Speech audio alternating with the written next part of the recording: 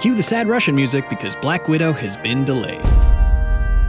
But no need to despair, my Boris and Natashas. We're gonna figure out the best flicks to watch right now for that same hit of stylized ScarJo super spy action.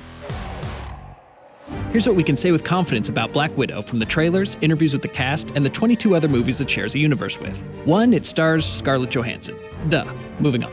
2. The fights in Spycraft aren't exactly grounded in reality. This is less Tinker Tailor Soldier Spy and more stab and shoot and flip and fly. 3. The main characters make up a secret or surrogate family. Florence Pugh's Yelena is her fake sister, Rachel Weisz's Melina is the mom type, and David Harbour's Red Guardian plays her father figure, and not just because he's a total daddy.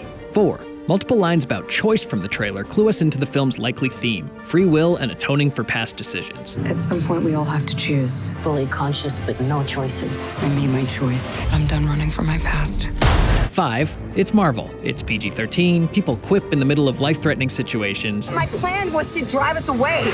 Well, your plan sucks. Even if it's dark by Disney standards, it's not gonna bum you out too much. ScarJo's gonna be fine, at least for a couple more movies. So if these are all the elements we're anticipating from the Black Widow movie, what other films can we track down to scratch this particular itch today? Probably hundreds if being exhaustive was the same thing as being useful, but here's a digestible list that we hope will lead you to your next watch. For a movie that matches all 5, there's only one hit and you're gonna have to stay in universe. Captain America's: Civil War. Black Widow is set in the MCU's recent past, taking place between the wars Civil and Infinite. And a rewatch of this 2016 gem won't just get you ready for when BW finally comes out. It'll check off all the same boxes. It's got ScarJo, crazy fights, the breakup of the Avengers surrogate family, the Sokovia Accords threatening their choice and free will, and even though it ends with half the cast in an undersea Guantanamo, it's not that heavy. It's got Spider-Man, Vision in a sweater. Steve and Tony are still pen pals in the end. Now on to movies with 4 elements in common.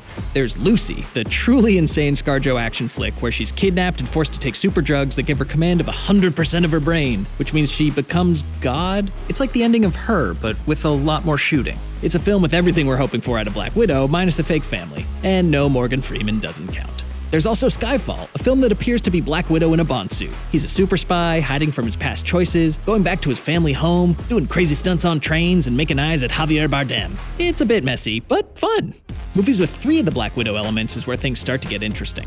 How about Terminator 2? That movie kicks a truckload of ass. It's kinda about a family adopting a killer android as their guard dog, the action's insane, and the theme is all about how the choices of the past can't be reversed. Or can they? Dun dun dun dun dun.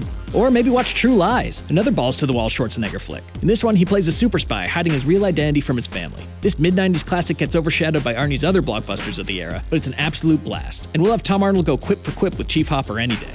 Helen is having enough fear. Welcome to the club, man. Then we have Home Alone 3. Don't laugh, it's written by John Hughes. It features a team of Russian super spies infiltrating the home of a bratty young Scarlett Johansson. Think of it as a Black Widow prequel. Watch this if you need something to throw on with the kids.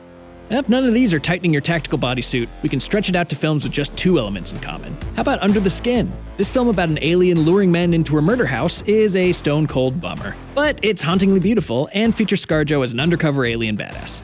Femme Nikita, the godmother of female-led action spy films, is about a woman trained to be a secret assassin against her will. But no Scarlett, and the action's relatively grounded by today's standards. It's still incredible though, so check this out if you want to bone up on your cinematic lady spy history. The Bourne films could fit here, but unfortunately the closest match is the consensus worst one in the quadrilogy, 2016's Jason Bourne. It's got Damon on the run from the choices of his past, plus multiple revelations about his mysterious family. Ah well, go ahead and watch the first one, Bourne Identity, instead. We won't tell anybody. There's also Red Sparrow, a twisty spy thriller starring...